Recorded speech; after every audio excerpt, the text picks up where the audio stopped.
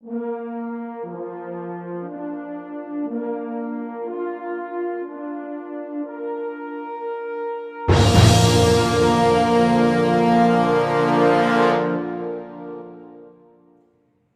Two DN Patel maths classes. ગયા લેક્ચરોની અંદર આપણે ત્રિકોણમિતિ ચેપ્ટર 8 ધોરણ 10 જેના વિશે આપણે જોઈએ તો ત્રિકોણમિતિનો પરિચય મેળવ્યો, તેમજ ત્રિકોણમિતિય ગુણોત્તરો sin, cos, tan, cot, sec, cosec જેના સૂત્રો કાટકોણ ત્રિકોણ પરથી કેવી રીતે મળે તેના સૂત્રો જોયા, તેમજ એક ત્રિકોણમિતિય ગુણોત્તરનું મૂલ્ય આપ્યું હોય અને બાકીના ત્રિકોણમિતિય ગુણોત્તરોના મૂલ્યો શોધવાના પ્રશ્નો પણ જોઈ ચૂક્યા, તેમજ કાટકોણ ત્રિકોણની કોઈ પણ બે બાજુના માપ આપ્યા હોય તો તે પરથી આ જ ત્રિકોણમિતિય ગુણોત્તરોના મૂલ્યો મેળવવાના પ્રશ્નો પણ આપણે જોઈ ચૂક્યા છીએ. આજના લેક્ચરની અંદર વિશિષ્ટ ખૂણાઓ માટે ત્રિકોણમિતિય ગુણોત્તરોના મૂલ્યો ભાગ 5 ની અંદર જોઈશું. વિશિષ્ટ ખૂણાઓ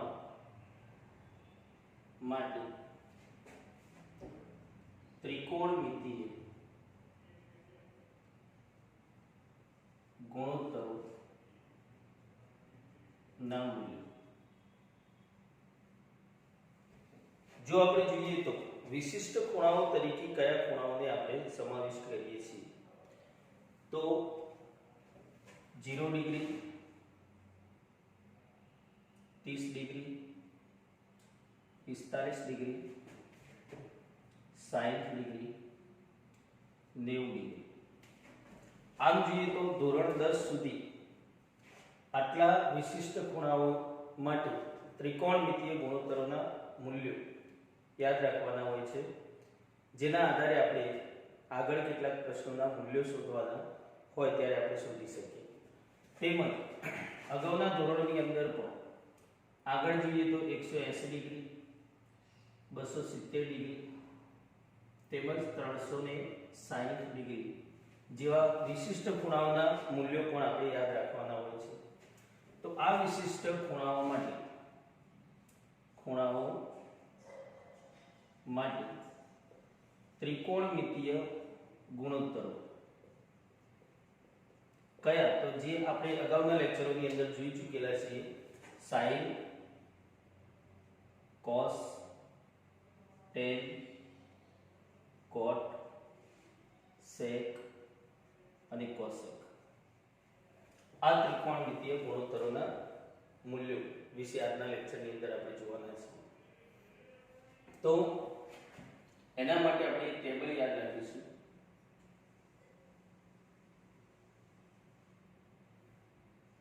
થીટા એટલે કે ખૂણાનું માપ. તો ખૂણાના માપની અંદર જોઈએ તો કયા માપ, 0 ડિગ્રી,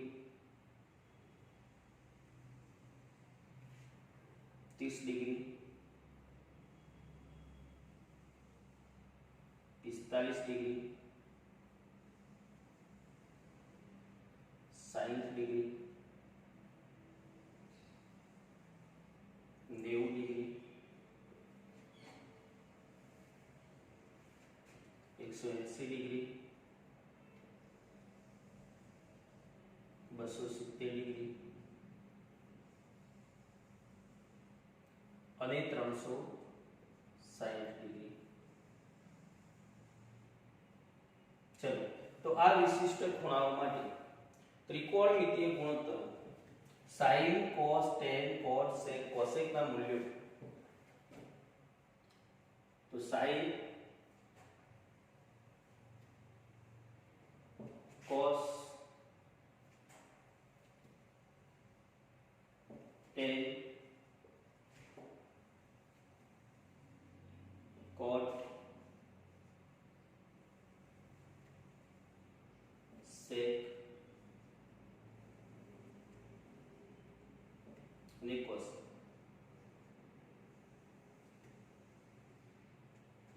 ચલો, આની અંદર આપણે જોઈએ તો કેટલાક ખૂણાઓ જેવા કે 0 ડિગ્રી, 90 ડિગ્રી, 180 ડિગ્રી, 270 ડિગ્રી અને 360 ડિગ્રી. આ વિશિષ્ટ ખૂણાઓ માટે ત્રિકોણમિતીય ગુણોત્તરોના મૂલ્યો એ આપણે એકમ વર્તુળ પરથી સમજી શકીએ છીએ. એકમ વર્તુળ કોને કહેવાય? એકમ વર્તુળ કોને કહેવાય? તો એકમ વર્તુળ જે વર્તુળની ત્રિજ્યા 1 એકમ તેવા વર્તુળને આપણે એકમ વર્તુળ તરીકે ઓળખીએ છીએ. તો એકમ વર્તુળથી આપણે આ વિશિષ્ટ ખૂણાઓના માટે ત્રિકોણમિતીય ગુણોત્તરોના મૂલ્યો મેળવીએ. તો ધ્યાન આપીશું એકમ વર્તુળ, શિરોલંબ અક્ષ, શિરોલંબ અક્ષ જેને આપણે y અક્ષ તરીકે ઓળખીએ છીએ, સમક્ષિતિજ અક્ષ જેને x અક્ષ તરીકે ઓળખીએ છીએ. બંને અક્ષો જે બિંદુ આગળ છેદે તેને ઉદ્ભવ બિંદુ એટલે કે ઉગમ બિંદુ કહીએ છીએ, જેને ઇંગ્લિશમાં ઓરિજિન કહેવાય. તો આ ઉગમ બિંદુથી x અક્ષની આ જે દિશા છે એ x અક્ષની ધન દિશા છે, માટે આપણે એને x કહીએ છીએ, અને આ એની પૂરક એટલે કે ઋણ દિશા હોવાના કારણે પૂરક ગણ x' તરીકે ઓળખીએ છીએ. ઉગમ બિંદુથી ઉપરના ભાગની અંદર જોઈએ તો ઉપરના ભાગની અંદર y અક્ષની ધન દિશા છે, જ્યારે એની વિરુદ્ધ દિશામાં જોઈએ તો એનો પૂરક ગણ એટલે કે ઋણ દિશા છે y', જેને આપણે y' તરીકે ઓળખીએ છીએ. હવે જો એ જોવામાં આવે તો એકમ વર્તુળ અને બે યામાક્ષો વચ્ચેનો છેદ, તો કયા કયા બિંદુઓ આગળ છેદે છે? તો એક આ બિંદુ થશે x અક્ષની ધન દિશા સાથે, જેને આપણે a' કહીએ. તેવી જ રીતે ઋણ દિશા સાથે થશે, જેને a' કહીશું. y અક્ષની ધન દિશા સાથેનો છેદ b કહીશું, અને ઋણ દિશા સાથેનો b' કહીશું. અહીં જોઈએ તો એકમ વર્તુળની વ્યાખ્યા શું આપી કે જેની ત્રિજ્યા 1 એકમ છે. એટલે આપણે જોઈએ તો આ 1 2 3 4 જે ત્રિજ્યાઓ આપણને સ્પષ્ટ જોવા મળે છે. પણ આપણે જોઈએ તો વર્તુળની ત્રિજ્યાઓ અસંખ્ય હોય છે અને બધી જ ત્રિજ્યાઓના માપ કેવા હોય છે? સમાન હોય છે. તો અહીં જે ચાર ત્રિજ્યાઓ આપણને જોવા મળે છે એનું માપ કેટલું હશે? 1 એકમ. એનો મતલબ કે આ જે બિંદુ એનો સમક્ષિતિજ અંતર કેટલું થશે?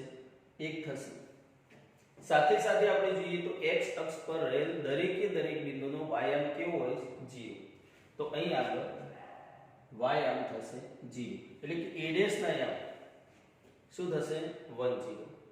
તેવી જ રીતે જો ઋણ દિશામાં જોવામાં આવે તો ઋણ દિશાની અંદર અંતર ગણીએ તો ધન જ હોય, તો 1 એકમ અંતર આ બાજુ આવીશું ત્યારે એનો સમક્ષિતિજ અંતર 1 થયું, પરંતુ યામ x યામ શું થશે? ઋણ દિશા હોવાથી -1. જ્યારે x અક્ષ પર બિંદુ હોવાથી એનો y યામ શું થશે? 0. હવે તેવી જ રીતે બીના યામની વાત કરીએ તો આ y અક્ષની ધન દિશા છે અને ત્રિજ્યા 1 એકમ છે. તો 1 એકમ અંતર y અક્ષની ધન દિશામાં જઈએ તો તેનો y યામ કેટલો થશે? 1. પરંતુ એ પણ આપણે જાણીએ છીએ કે y અક્ષ પર રહેલ કોઈ પણ બિંદુનો x યામ 0 હોય છે. જો રિવર્સમાં વિચારીએ તો જે બિંદુનો x યામ 0 હોય તે બિંદુ ક્યાં હોય? તો y અક્ષ પર. તો b y અક્ષ પર હોવાના કારણે તેનો x યામ 0 છે. સેમ ટુ સેમ b' પણ y અક્ષ પર છે તો એનો x યામ 0 રહેશે, અને ઋણ દિશામાં હોવાથી 1 એકમ અંતર ઋણ દિશામાં જઈએ તો એનો y યામ -1 થશે. હવે જોઈએ તો આ જે બિંદુઓ છે 4 એવા એકમ વર્તુળ પર જોવા જઈએ તો અહીંયા અસંખ્ય બિંદુઓ છે. તો આ બિંદુઓને કયા નામથી ઓળખવામાં આવે છે એ પણ આપણે જાણતા હોવા જોઈએ. તો કયા નામથી ઓળખીએ જોઈએ એના માટે કે અહીંયા હું એક બિંદુ લઉં જેનું નામ આપું P. તો P બિંદુની ઓળખાણ આપવા માટે P બિંદુએ x અક્ષની ધન દિશા સાથે બનાવેલ ખૂણાનું માપ સમજી લો કે θ છે. અને OP એ ત્રિજ્યા છે એટલે r બરાબર 1 થશે. તો p ને આપણે ઓળખીશું થીટા ના લીધે p ઓફ થીટા. કેટલા ઓળખીશું? p of theta. એટલે આ એનો સંકેત છે. એકમ વર્તુળ પર રહેલ બિંદુને દર્શાવવા માટે કયો સંકેત વપરાય કે એ x અક્ષની ધન દિશા સાથે થીટા માપનો ખૂણો બનાવે તો તેને p ઓફ થીટા વડે દર્શાવવામાં આવે. સમજી લો કે આલ્ફા ખૂણો બનાવે તો p ઓફ આલ્ફા, બીટા બનાવે તો p ઓફ બીટા. મતલબ જે ખૂણો બનાવે 30 ડિગ્રી નો બનાવે તો p ઓફ 30 ડિગ્રી, 45 નો બનાવે તો p ઓફ 45 ડિગ્રી. તો આ રીતે એની સંકેતમાં બતાવવામાં આવે છે. જેનું નામ શું છે? તો આ બિંદુને આપણે ત્રિકોણમિતીય બિંદુ તરીકે ઓળખીએ છીએ. એટલે કે આપણી જાણકારી માટે કે એકમ વર્તુળ પર આવેલ દરેકે દરેક બિંદુને ત્રિકોણમિતીય બિંદુ તરીકે ઓળખવામાં આવે છે, જેને સંકેતમાં p ઓફ થીટા વડે દર્શાવવામાં આવે છે. હવે સાથે સાથે તેના યામ શું હોય? તો વ્યાપક રીતે વિચારવામાં આવે તો આ આપણે વ્યાપક બિંદુ લીધેલો હોવાથી વ્યાપક રીતે વિચારીએ તો r cos θ, પરંતુ r એ 1 છે એટલે સમક્ષિતિજ અંતર કોણ બતાવશે? cos θ. જે વસ્તુ આપણે અગાઉ જોઈ ચૂકેલા છે. તો એ કાટકોણ ત્રિકોણ બનશે અને એ કાટકોણ ત્રિકોણ બન્યું, પણ આમ જોવા જઈએ આ બિંદુનું સમક્ષિતિજ અંતર એટલે જો આ થીટા હોય તો આ પાછળની બાજુ છે કર્ણ 1 છે તો cos θ બરાબર પાછળની બાજુ ભાગ્યા કર્ણ. cos θ બરાબર પાછળની બાજુ ભાગ્યા કર્ણ એટલે કે આ cos θ થશે. સમક્ષિતિજ અંતર આટલું જે થયું, આટલું જે અંતર છે એ શું થયું? cos θ. અને જે આ અંતર છે, આ જે અંતર છે એ શું થશે? સામેની બાજુના કારણે sin θ. તો સમક્ષિતિજ યામ cos θ અને શિરોલંબ યામ શું થશે? sin θ. એટલે કે વ્યાપક રીતે કહેવામાં આવે તો એકમ વર્તુળ પર રહેલ દરેકે દરેક બિંદુ ના યામ શું હોય? તો cos θ sin θ. એનો મતલબ કે આપણે સેવ કરી લઈશું મગજમાં કે ત્રિકોણમિતીય બિંદુનો x યામ એ કોનું મૂલ્ય આપે છે? તો cos θ નું. અને y યામ કોનું મૂલ્ય આપે છે? sin θ નું. ઓકે, તો એનો મતલબ શું થયો કે ખૂણાની વાત કરીએ તો અહીંયા આ બિંદુ એ x અક્ષની ધન દિશા સાથે કેટલા ડિગ્રીનો ખૂણો બનાવશે? 0 ડિગ્રી. તો એનો મતલબ કે અહીં આગળ આ બિંદુ આગળ એનો x યામ શું છે? 1. અને x યામ એ કોનું મૂલ્ય આપે? તો cos નું. પણ કયા ખૂણા માટે? તો cos 0 ડિગ્રી માટે. તેવી જ રીતે sin 0 ડિગ્રી માટે કેટલું મૂલ્ય થશે? તો 0 થશે. સેમ ટુ સેમ એની વાત ઋણ દિશામાં કરીએ તો એક્ઝેક્ટ અહીંથી ખૂણાની માપણી કરીએ તો આ બિંદુ એ x અક્ષની ધન દિશા સાથે કેટલા માપનો ખૂણો બનાવશે? તો 180. મતલબ 180 ડિગ્રી અહીંયા બનશે ખૂણો. આટલું સમજી શકાય. તો cos 180 ડિગ્રીનું મૂલ્ય કેટલું થશે? -1. અને sin 180 ડિગ્રીનું મૂલ્ય કેટલું થશે? 0. આ જ રીતે વિચારીએ, આ જ રીતે b આગળ વિચારીએ તો b એ x અક્ષની ધન દિશા સાથે કેટલા માપનો ખૂણો બનાવે છે? તો 90 ડિગ્રીનો. તો cos 90 ડિગ્રી નું મૂલ્ય કેટલું થશે? 0. અને sin 90 ડિગ્રી નું મૂલ્ય કેટલું થશે? 1.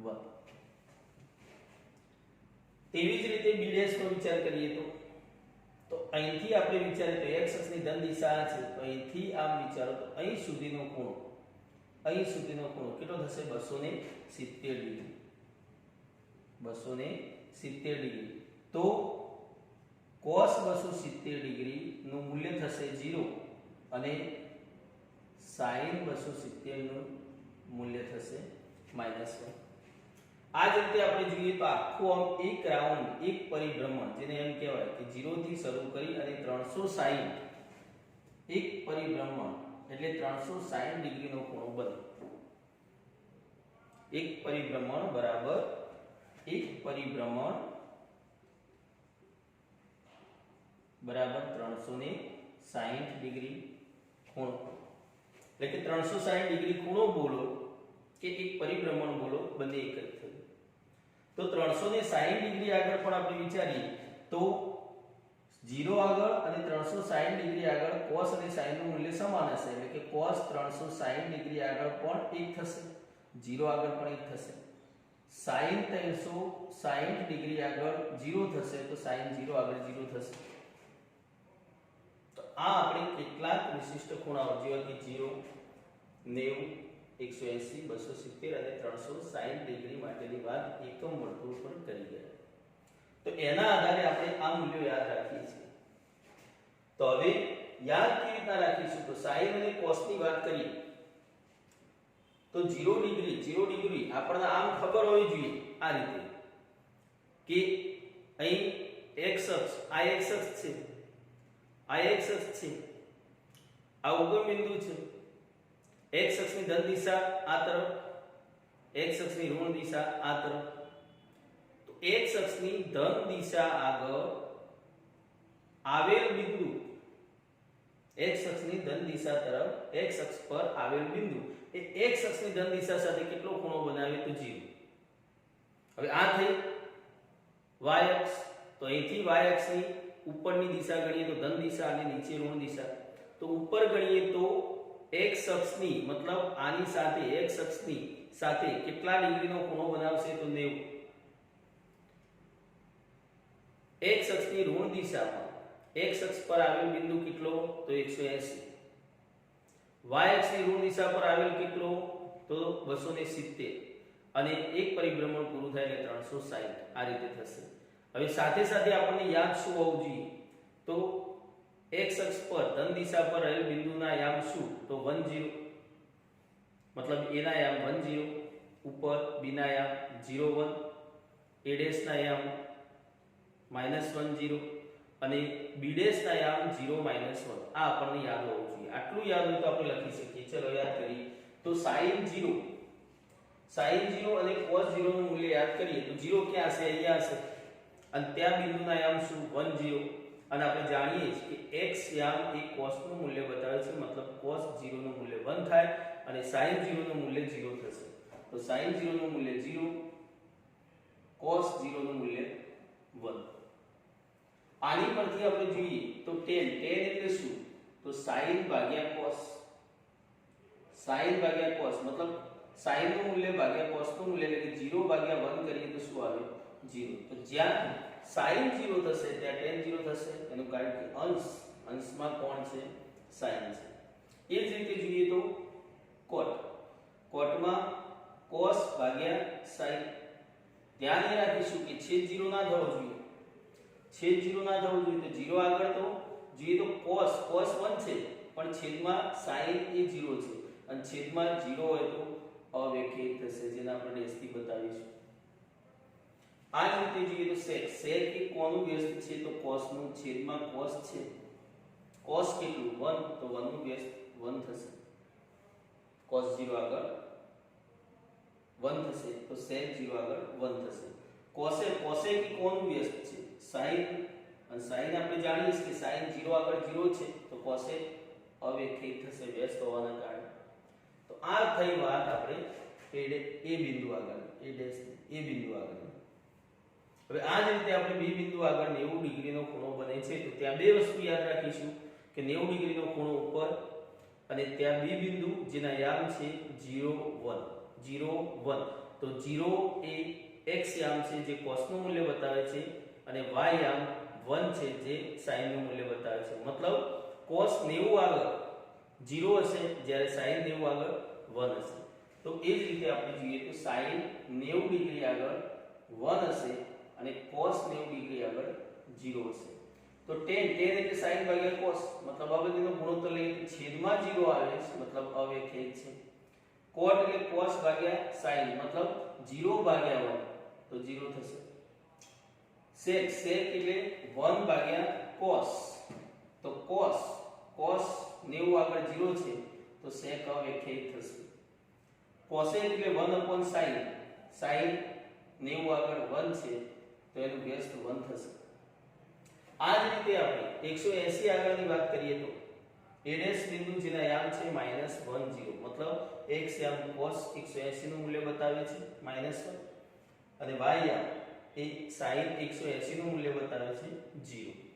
તો 180 આગળ જોઈએ તો sin 180 શું થશે 0 અને cos 180 નું મૂલ્ય થશે -1. ચલો આ બે મૂલ્ય પરથી પાછા વિચારીએ તો tan નું મૂલ્ય એટલે sin ભાગ્યા cos મતલબ 0 ભાગ્યા -1 તો શું થશે 0. cot એટલે cos ભાગ્યા sin મતલબ cos ભાગ્યા sin તો છેદની અંદર 0 હોય તો અવ્યખિત થશે. sec એટલે 1 cos cos નું મૂલ્ય 180 આગળ -1 છે તો -1 નું વ્યસ્ત શું થશે -1. આ જ રીતે cosec એ sin નું વ્યસ્ત છે 1 sin અને sin નું મૂલ્ય 180 આગળ 0 થાય તો cosec 180 આગળ શું થશે અવ્યખિત.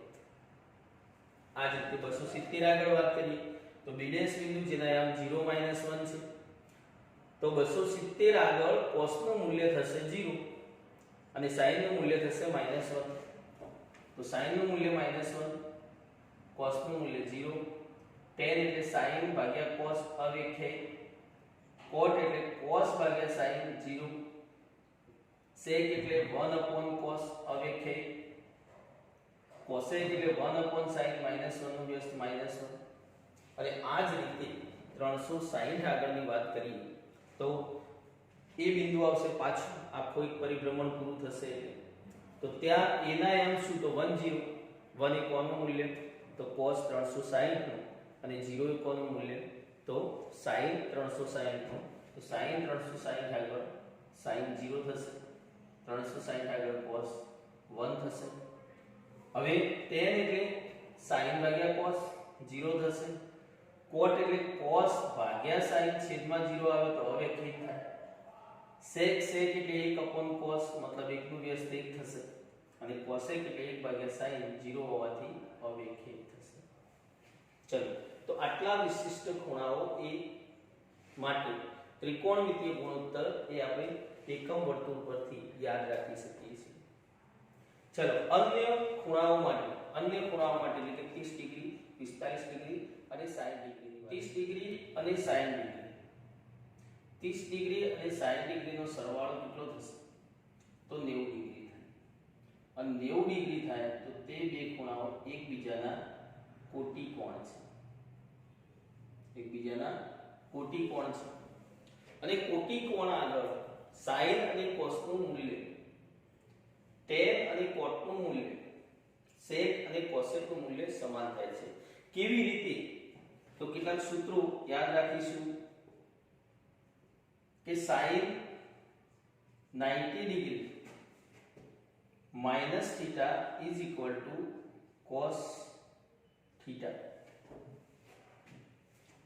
sin 90 degree minus theta is equal to cos theta. આમ જોઈએ તો 90 ડિગ્રીથી નાનો ખૂણો 90 ડિગ્રીથી નાનો ખૂણો એટલે પહેલા ચરણમાં આવે અને પહેલા ચરણની અંદર આપણે જોઈએ તો પહેલા ચરણમાં બંને યામ અગાઉના ધોરણમાં શીખી ગયા છો પ્લસ હોય મતલબ cos નું મૂલ્ય પણ પ્લસ હોય અને sin નું મૂલ્ય પણ પ્લસ હોય અને cos અને sin પ્લસ હોય તો બધા જ ત્રિકોણમિતિય ગુણોત્તરો એટલે કે all are plus.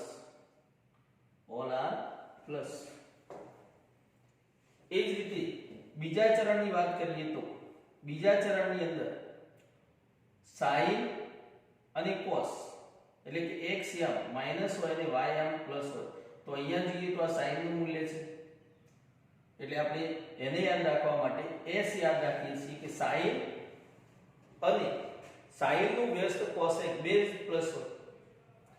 ત્રીજા ચરણની અંદર જોઈએ તો ત્રીજા ચરણમાં બંને માઈનસ હોય અને બંને માઈનસ હોય તો બંનેના ગુણોત્તરથી મળતા વિધેયો એટલે કે tan અને cot એ બંને જ ધન હોય એટલે કે t tan અને તેનું વ્યસ્ત ધન હોય.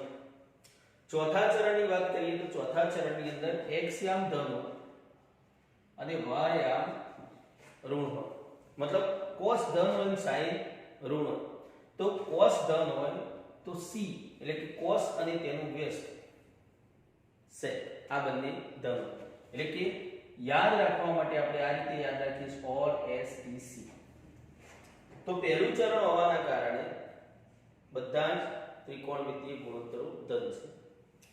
આવર્તમાન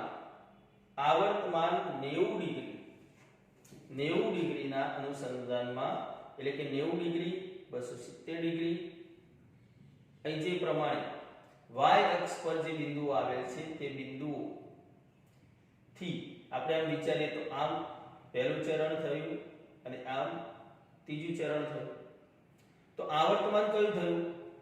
આવર્તમાન 270 90 એટલે કે 90 પાઈ બાય 2 આવર્તમાન. મતલબ જનરલી આપણે એવું કહીએ કે બાય 2 આવર્તમાન, જે તમારે હાલ આવતું નથી. 11 બારની અંદર વાત છે એટલે ડિટેલમાં 11 બારની અંદર વાત કરવાની આવે છે, પણ અહીંયા તમારે માત્ર પહેલું ચરણ જ આવે છે એટલે પહેલા ચરણની જ વાત કરવાની થાય. તો પહેલા ચરણમાં sin ધન, પરંતુ આવર્તમાન 90 ડિગ્રી હોય એટલે ગુણોત્તર બદલાય, મતલબ sin નો cos થાય. કેમ થાય તો અત્યારે 10મા પૂરતું તમે એટલું જ યાદ રાખી શકશો કે sin અને cos એકબીજાના કોટી છે. તો 90 ડિગ્રીના ખૂણા સાથે લેવામાં આવે તો બંનેના મૂલ્યો એટલે કે અહીં દાખલા તરીકે હું 30 ડિગ્રી મૂકું, 30 ડિગ્રી તો 90 - 30 એટલે કેટલા થશે? 60. મતલબ sin 60 ડિગ્રીનું મૂલ્ય અને cos 30 ડિગ્રીનું મૂલ્ય બંને સમાન થશે. એમ sin 30 ડિગ્રીનું મૂલ્ય અને cos 60 ડિગ્રીનું મૂલ્ય સમાન થશે, કારણ કે બંને એકબીજાના કોટી વિધેય છે. મતલબ ગુણોત્તર છે, કોટી વિધેય છે એટલે કે ગુણોત્તર. તો ચાલો, તો sin નું મૂલ્ય આપણે જાણીએ છીએ કેટલું? 1/2. તો sin 30 નું મૂલ્ય જેટલું થશે એટલું એનું કોટી ગુણોત્તરનું થશે એટલે કે cos 60 ડિગ્રીનું થશે. આ જ રીતે sin 60 ડિગ્રીનું મૂલ્ય √3/2. તો એનો કોટી ગુણોત્તર, કોટી ખૂણા માટે, કોટી કોણ ખૂણા માટે કોટી વિધેય મતલબ ગુણોત્તરનું મૂલ્ય થશે કેટલું? √3/2. આ જ રીતે હવે બે વિધેય, બે ગુણોત્તર sin અને cos 11 બારની અંદર તમે વિધેય કહો છો એટલે વિધેય બોલાઈ જાય છે. તો sin અને cos આ બે ત્રિકોણમિતિય ગુણોત્તરોના મૂલ્યો આપણે 30 અને 60 માટે સમજી ગયા. તો હવે એ પરથી મળેલા ત્રિકોણમિતિય ગુણોત્તરો એટલે કે tan એટલે sin ભાગ્યા cos, તો બંનેનો ભાગાકાર કરવામાં આવે 2 કેન્સલ થાય એટલે 1/√3. 30 ડિગ્રી માટે tan નું મૂલ્ય જેટલું હશે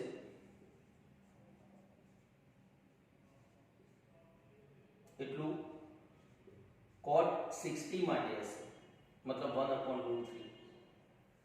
અહીં આપણે જોઈ ગયા આ એક. તો આ જ રીતે cos 90 - ડિગ્રી હોય તો sin થીટા, tan હોય તો cot થશે અને cot હોય તો 90 - degree, 90 degree - theta tan theta થશે.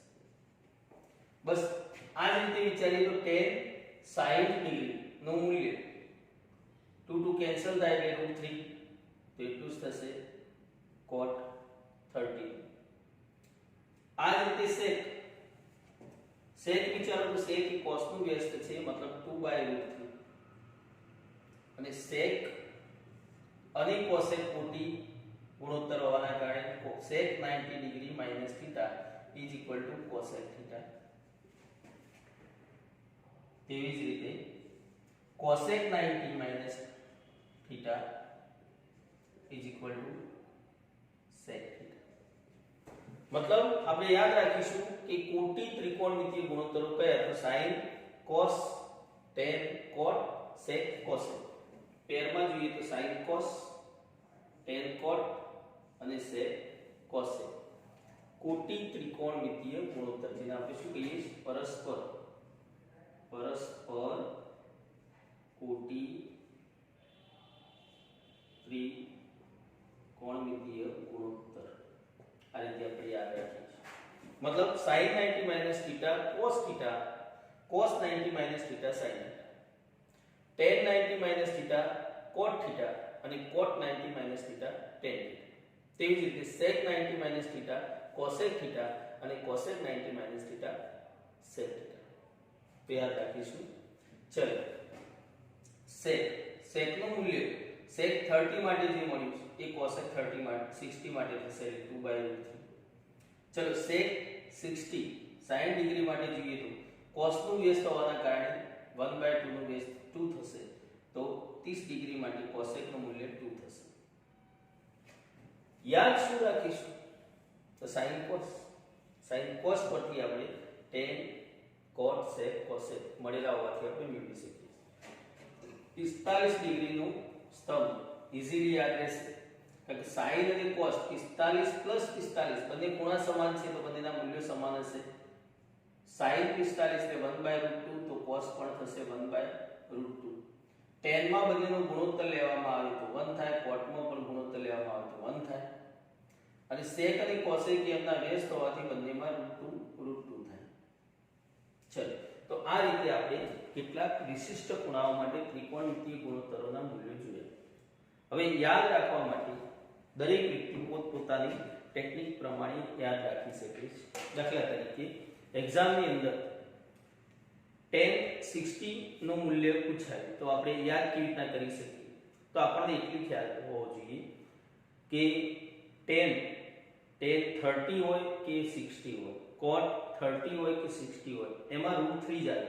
√3 અંશમાં આવે કે છેદમાં આવે એ આપણે ચેક કરવાની વાત થાય. તો tan 60 નું મૂલ્ય મેળવવા માટે આપણે એવું વિચારી શકીએ કે tan 60 તો જોવાનું એટલું જ થાય કે √3 ઉપર આવશે કે નીચે આવશે. તો tan 60 નો મતલબ શું? sin 60 upon cos 60. તો sin 60 નું મૂલ્ય યાદ કરો તો √3/2, cos 60 નું મૂલ્ય 1/2, 2 કેન્સલ થાય એટલે √3 આવે. તો √3 અંશમાં આવે એ કોનાથી નક્કી થઈ ગયું? તો અંશથી. દાખલા તરીકે tan 60 તો આપણે વિચાર્યું અંશમાં sin 60. sin 60 ની વેલ્યુ કેટલી? તો √3/2 મતલબ √3 ઉપર આવી ગયા એનો મતલબ √3 આવે. સમજી લો કે cot 30 ની cot 30 ડિગ્રીની વાત હોય તો આપણે cot ની અંદર અંશમાં કોણ આવે તો cos 30 ડિગ્રી આવે. અને cos 30 ડિગ્રીનું મૂલ્ય યાદ કરીએ તો √3/2 તો √3 એમાં અંશમાં આવી ગયા તો એનું મૂલ્ય પણ √3 થાય. tan 30 ડિગ્રીની વાત કરો તો અંશમાં કોણ sin 30 ડિગ્રી અને sin 30 ડિગ્રીનું મૂલ્ય એ 1/2 થાય મતલબ અંશમાં √3 નથી તો ક્યાં આવે? છેદમાં √3 આવે જે તમે જોઈ શકો છો ટેબલ. તો આ રીતે આપણે એક્ઝામની અંદર આપણે મૂલ્ય યાદ કરી શકીએ. તો આજના લેક્ચરની અંદર આપણે જોયું તો વિશિષ્ટ ખૂણાઓ માટે જેવા કે 0, 30 ડિગ્રી, 45, 60, 90, 180, 270, 360 ડિગ્રી આ વિશિષ્ટ ખૂણાઓ માટે sin, cos, tan, cot, sec, cosec જેવા ત્રિકોણમિતિય ગુણોત્તરોના મૂલ્યો આપણે યાદ રાખવાના હોય છે અને જેના આધારે તેના મૂલ્યોના કેટલાક પ્રશ્નો જોવાના હોય છે જે આપણે આવતા લેક્ચરની અંદર